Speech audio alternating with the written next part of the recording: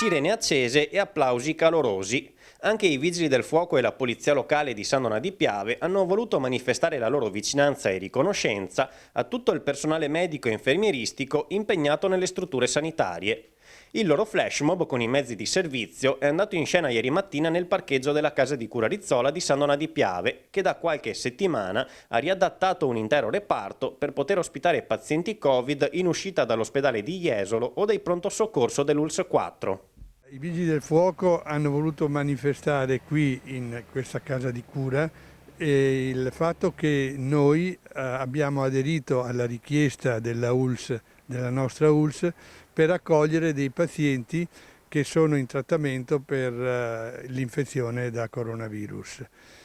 E questo è una cosa bella, direi, che fa vedere che tutte le strutture pubbliche della regione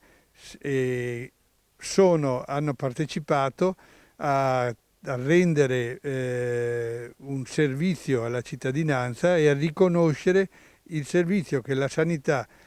pubblica prima di tutto, ma anche privata, fa per questi nostri pazienti. Presente all'iniziativa anche Walter Codognotto, assessore alla sicurezza e protezione civile della città di San Donà di Piave, che ha sottolineato quanto il gesto manifestato volesse essere un ringraziamento accorato rivolto a tutti gli operatori impegnati nelle strutture sanitarie, pubbliche e private, per quello che stanno facendo.